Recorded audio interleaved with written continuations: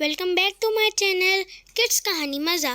آج ہم آپ لوگوں کے لیے ایک سچا قصہ لے کر آئے ہیں جس کا نام ہے حضرت ابو بکر صدیق رضی اللہ تعالیٰ عنہ کی اللہ سے محبت۔ آئیں شروع کرتے ہیں۔ پیارے بچوں، آج میں آپ کو حضرت ابو بکر صدیق رضی اللہ تعالیٰ عنہ اللہ تعالیٰ سے محبت کا ایک قصہ سناتی ہوں۔ آئے سنتے ہیں۔ حضرت ابو بکر صدیق رضی اللہ تعالیٰ عنہ ایک روز چلتے پھرتے مدینے میں یہودیوں کے محل میں پہنچ گئے۔ وہاں ایک بڑی تعداد میں یہودی جمع تھے۔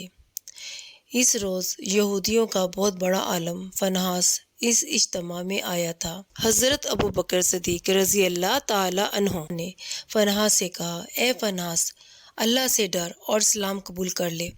اللہ کی قسم، تو خوب جانتا ہے کہ محمد صلی اللہ علیہ وآلہ وسلم اللہ کے رسول ہیں اور وہ اللہ کی طرف سے حق لے کر آئے ہیں، اور تم یہ بات اپنی تورات اور انجیل میں لکھی ہوئی پاتے ہو۔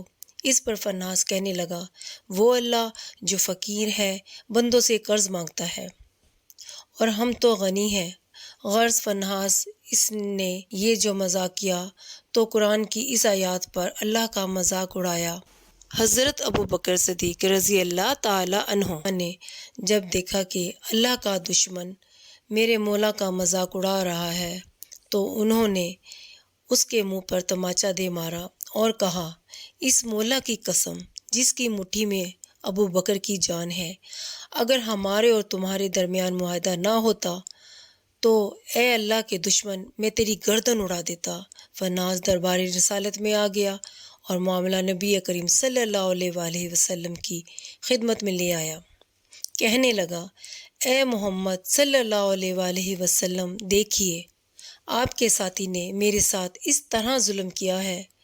رسول صلی اللہ علیہ وآلہ وسلم نے حضرت ابو بکر صدیق رضی اللہ تعالیٰ عنہ سے پوچھا، آپ نے کس وجہ سے اس کو تھپڑ مارا؟ تو حضرت ابو بکر صدیق رضی اللہ تعالیٰ عنہ نے عرض کیا، اے اللہ کے رسول صلی اللہ علیہ وآلہ وسلم، اس اللہ کے دشمن نے بڑی بھاری کلمہ بولا۔